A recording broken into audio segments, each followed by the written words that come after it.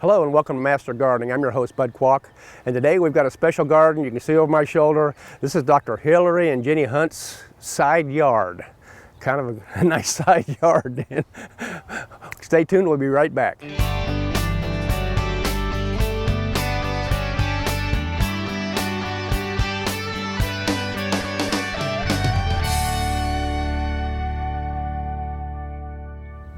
Welcome back.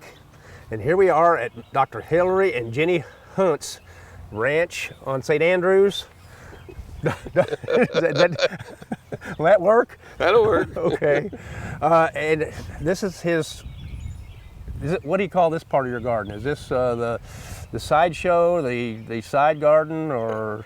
Well, this is the garden that I have to protect with an electric fence. Electric fence. Keep okay. the deer out and the rabbits. We'll talk about the electric fence when we get up to the gate here. But okay. right now, these beans are wonderful.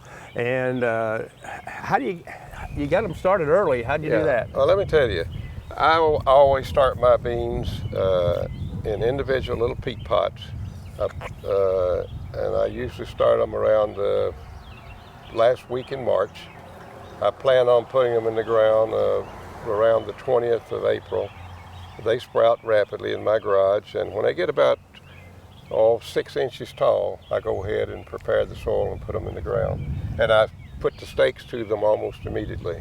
Well, that's they start putting out runners and climbing right away. That's really special. I know that I and most gardeners plant them right in the ground, but that you give them a head start by doing that. With the ground, beans require warm ground, and normally the soil's not that warm to get them to sprout uniformly. So I've learned if I want to have a good stand, I don't have that many, only about 180 hills. So I do it that way, and I'm guaranteed a good stand. Only 180 hills. Only 180 hills. You say only. Now I've got two varieties here, as you can see. The purple, that has a purple stem. It also has a purple bean. And a friend of mine in Columbus, Mississippi, who was a gardener, gave me the seed about 25 years ago. And he called them, I asked him what they were, and he said they were Louisiana purple. And I never heard of them, so I thought there's no way a purple bean could taste good or be good. Then I brought them home, let them sit in my garage for 5 years. And one year I had a little extra space in my garden here. I thought, I'm going to try 5 those years. And I've been growing them ever since. I saved my own seed and put them out every year. Now this year, well, actually last year, I thought, well, I'm going to try an additional variety, and I planted some Kentucky Blues. And they're the ones with the green vines. And Ginny and I both love those. They're a long bean, very similar characteristics to the Louisiana purple. They're firm, they're stringless, and they have an excellent texture and taste. So I'm growing about half and half, and they're healthy, and they'll be blooming shortly. We'll probably be picking in 2.5, 3 weeks. We'll be picking beans, And just like all your other plants in this plot, you got irrigation. Every one is irrigated, and every one of them is, I don't know whether you can see it or not, but my little feeder canister sitting back on the back side, I can feed. I use Peter's 20-20-20, mostly liquid soluble fertilizer, and I can feed and our water from the same system as the situation demands. About how often do you feed them? Beans don't get much feed. Like once or maybe twice. Early, I give them a little feeding, and then when they're put out basically their first crop and they're getting a little weak looking, I feed them again. Water them really good, and I have beans usually all the way till frost. Let's look at your gate here. Okay. Tell us what you're doing with all this. This is normally electrical, and it's not now. Thank heavens. This was an engineering feat. I've always had problem, being in a constricted area. You're always limited for space, and my big tiller, it's got a nose this long, so I could never get tilled out to the end and utilize all my property. So I came up with this idea of creating these gates to open. It has a counterpart at the other end, and I take this out, and then I can till out all the way out both ways. That's for the rabbits, right? This chicken wire? This is chicken wire to keep the rabbits out, and this is to keep the deer out. So And together they keep the raccoons out? And the raccoons, I don't grow corn, so the raccoons don't bother any.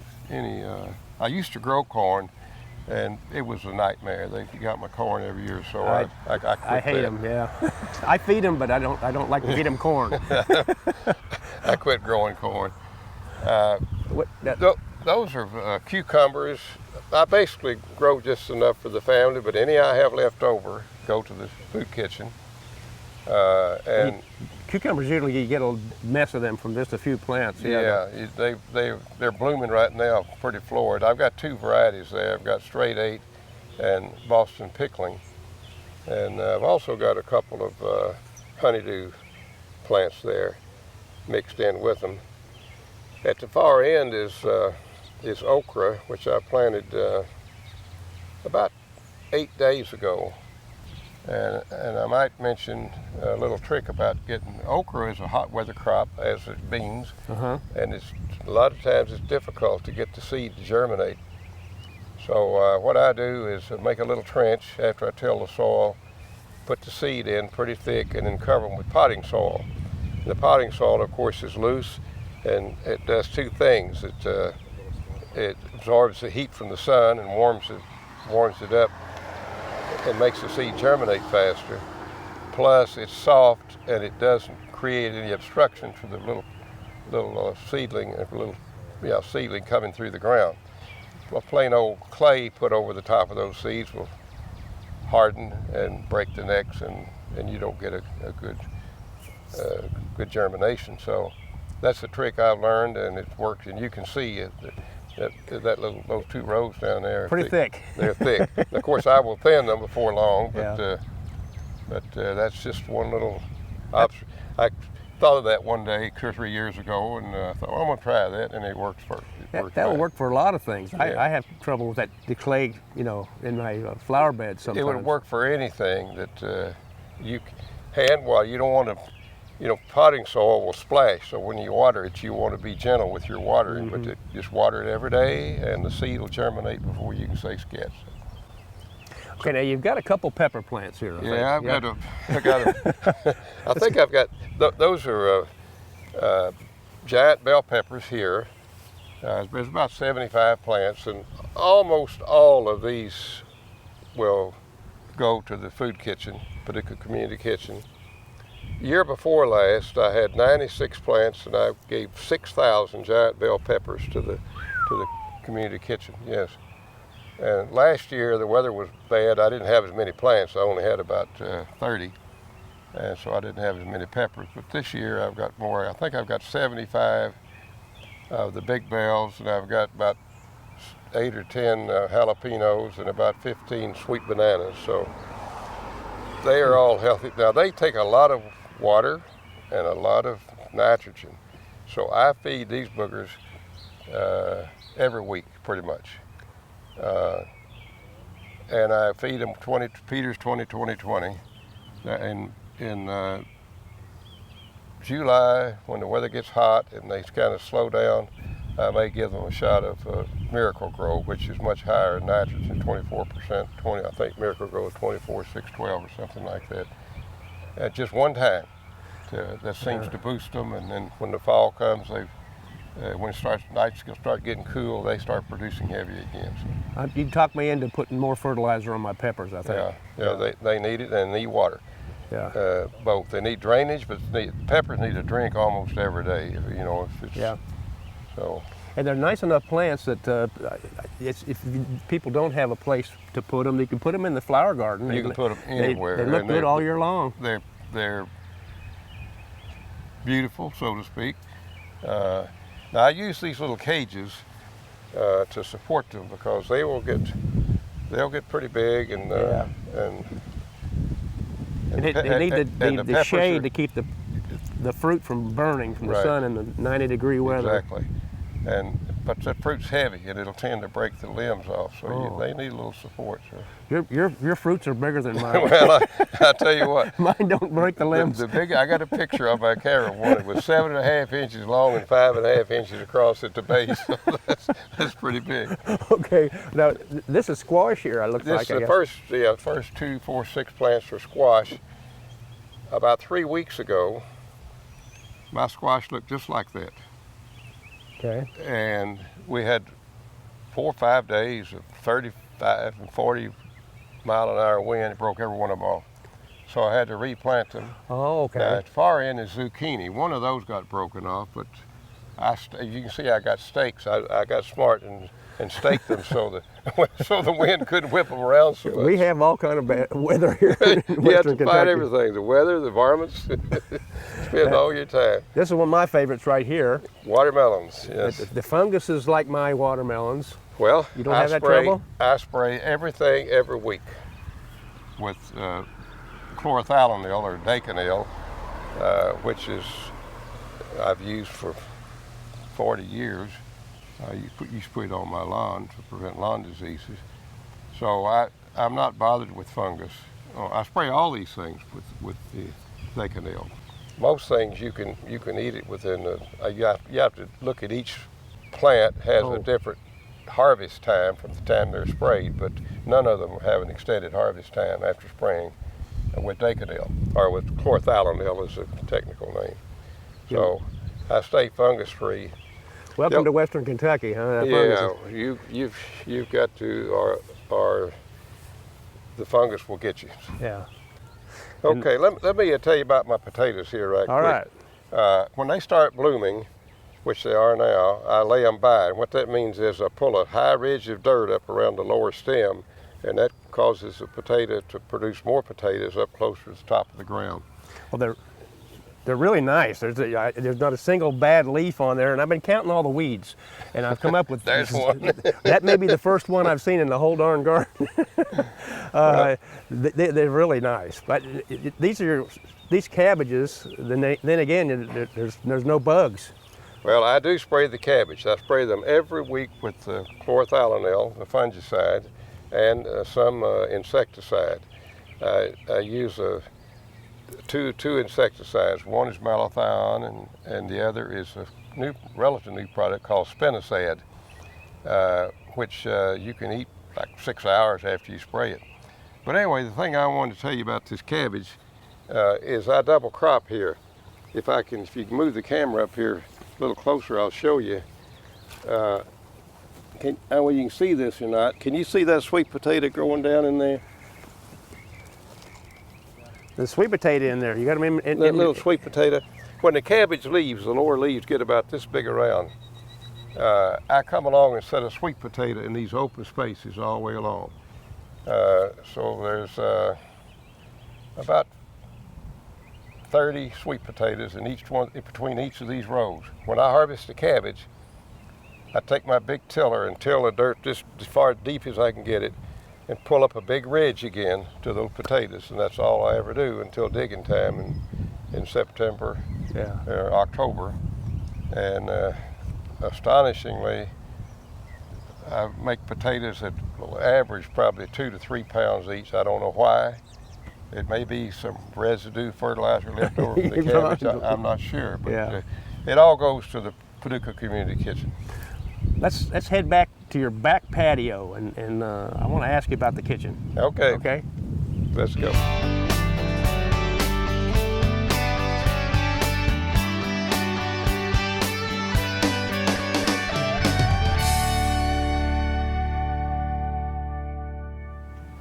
Welcome back, and this is really nice right here, nice and shady.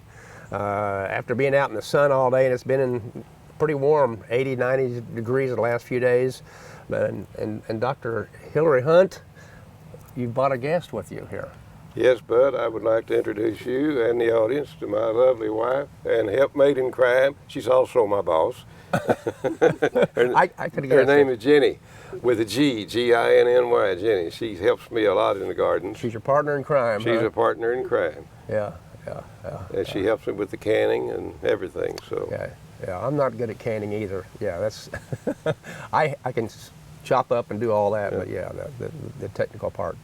And I see behind us here we've got some of your tools. You got it stacked. You've got the netting that you this 4 foot high, I call it hardware cloth, but it's plastic that I wrap around the base of each segment of 2 rows to create a canopy so I can get in and out. But the purpose of that is to keep the birds out. Mm-hmm. And then once I get that established, then I put netting over the top of the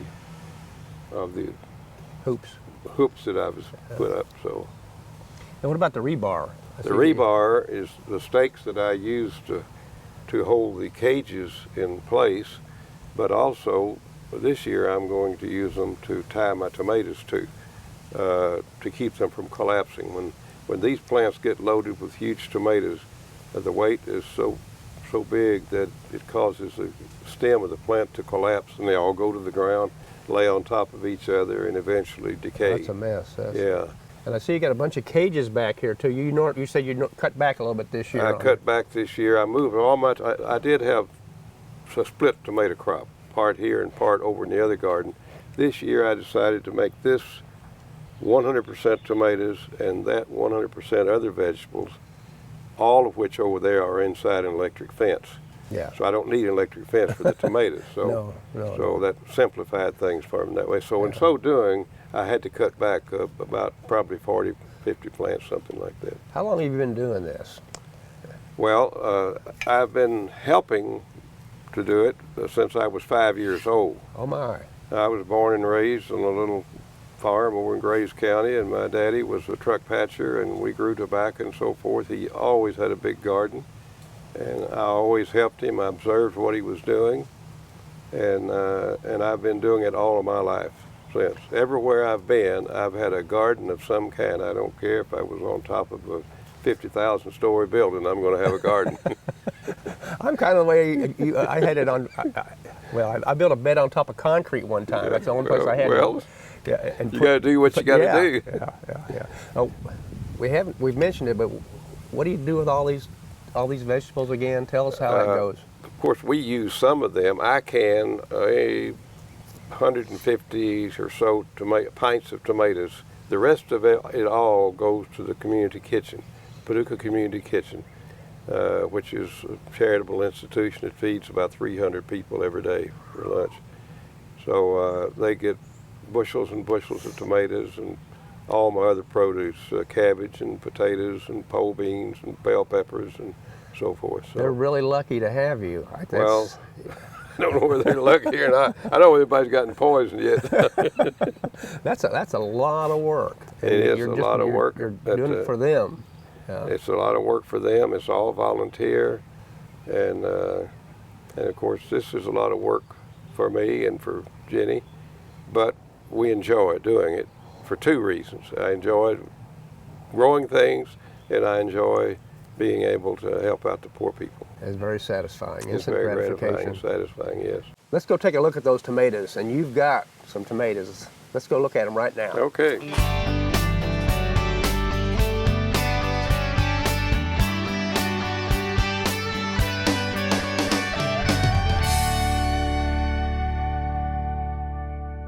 Dr. Hunt, I've been gardening for decades. This is the nicest tomato patch I have ever seen. You've got all these different cages and hoops and things. Let's talk about how you set this up. Well, first of all, those tomatoes on the far side are a little bit taller than these are. I mean, just right, it has to be a different variety. Is that right? Yes. The first 2 rows here are Better Boys, and they are actually the plants when I put them in the ground were small and squat and really healthy, growing good. The other variety is a Jet Setter, which is by nature a more spindly, if you will, growing plant, and it grows rapidly. And when I got those plants to put in the ground, they were already about 16 to 18 inches tall, some of them. So I had to set them as deep as I could, but spring had been ungodly wet, and so I hesitated to put them in the ground too deeply. But they've survived and come on out and are growing well. Well, they look great. They don't look spindly to me. Mine are a lot more spindly than that. I like the plant them like the shorter ones when they're more stocky? Is that the way? That's the way I like to do it. If you have your choice, yeah. Yes, always. And the jet setter. Jet setter. I've never heard of that one before. Well, it's a variety of tomato I came across accidentally about 15 years ago. I was out browsing around shopping for tomato plants and saw this plant of jet setters, and I'd never heard of it either, so I asked the store owner what they were, and said, oh, he said, it's just some new variety. Said they say it's supposed to be better, so I looked at them, and it had a list of disease resistance items about this long behind it, so I thought, well, I'll try a couple of them. I'd always grown Rutgers. I'd canned tomatoes, and Rutgers are heirloom tomato, and you had to spray them with fungicide every day in order to keep them alive. So I thought, well, I'll try a couple. I bought 2 plants, and I never sprayed them, didn't do anything to them, and they just impressed me. So that's what I've grown almost exclusively since. Yeah, I have a lot of trouble with fungus as well. I think everybody in Western Kentucky does. Yeah. So I'm going to look in the seed catalog, like you told me earlier, that maybe I could find them there and try some of them. The seed are available in the catalog, and Sanders Nursery's been kind enough to plant the seed for me and produce the plants for me every year since I've been using them. So you don't have a greenhouse? I don't have a greenhouse anymore. I depend on them, and Larry Sanders has been very kind in doing that for me. Now I see how you got these set up. You got them about 4 feet apart. That what you got? The rows are exactly 5 feet apart. The tomatoes are probably about 40 inches apart on the average. And the cages. When I was a kid growing up, we just let tomatoes grow up and fall over on the ground. And then after I got out of medical school and got back home and practice and so forth, I decided, well, you started seeing tomato cages in various stores, so I thought, well, I'll try them. And the cages that you can buy commercially, 3-pronged things that stick in the ground, they're wobbly, they don't stand up, they don't contain the plant very well. So I thought, I got the bright idea I'd make my own cages, so that's what I've been doing. I've got 195 of them. Only 195. I've cut down on the number of tomatoes I have this year somewhat. I've got some extra cages back there which you can't see. I think I've got about 150 plants in this garden. And so the cages are galvanized. Some are 36 inches tall and some are 40. And I've got them staked with rebar stakes. Yeah, they're not going anywhere. Fall over. They're not going to blow. I don't care how heavy the plant gets. They're going to maintain their position. Also, I plant each row on a raised bed. Drainage is one of the most important things for growing any crop. So I want to have good drainage. And then I like to plant through plastic and grow cloth. I put plastic down first. Then I put the grow cloth on top, and then cut a hole and put the plant in. And I have a trickle irrigation system, and I have an inline feeder, fertilizer feeder attached to it, so I can feed them with soluble fertilizer. There's the canister, the feeding canister that I use, and the way I got it set up, in this case, I'm always going to want to feed every row at the same time. But if I had different vegetables in here, I might want to feed some and not feed others. But I can feed and water different things at the same time, the way I've got my system set up. Well, so, you're serious about that. Well, I am, and I've been doing it a long time. And every year I do something a little bit different. I'm always experimenting because I'm not sure there is a perfection. You're always working toward perfection, of course, but gardening is like anything else in life. It's a continual experiment. You're my kind of gardener. I do similar things, not as grand as you. Now, you haven't talked about the hoops. What are the hoops? Well, the biggest problem I have in gardening is protecting my gardens from the varmints, rabbits. Rabbits don't bother tomatoes, but they bother the other vegetables. Birds destroy my tomatoes as soon as they get ripe. They'll peck them and ruin them. And the deer will eat them off. So In my other garden, I have an electric fence around it to protect the deer, and a chicken wire fence at the bottom to keep the rabbits out. Now the hoops, I wrap each 2 rows make a component, and I got some 4-foot high, like hardware cloth except it's plastic. I wrap that around the bottom, comes up about the top of these cages, and then I put those hoops over, and I take bird netting, which you can buy at any of the local farm stores, and stretch it over so that it overlaps the grow cloth. Mm-hmm. And so the birds can't get in. And it's got to be, I'm telling you, they will search and search and search to find any little spot, any little hole where they can get in there and get to those tomatoes. So it's you have to be meticulous about how you arrange this thing, or they'll get in there anyway. So that's what that's all about. I've got a lot of work to do yet, but I've got plenty of time. I don't have to have this completed until the tomatoes are getting right, which is going to be about a month from now. The varmints don't care about the plants too They much. don't. The birds don't eat the plants. They want the ripe tomatoes. Yeah. Well, I want to thank you today for letting us come and visit your garden, and I want to thank the viewers. This is one of the most special gardens I've been to. I want to compliment you on that. Well, I've seen a lot. That's very kind of you. Yes. Yeah, I'm delighted that you chose my garden to present. This is Master Gardening. I'm your host, Bud Qualk, and until next time, good gardening.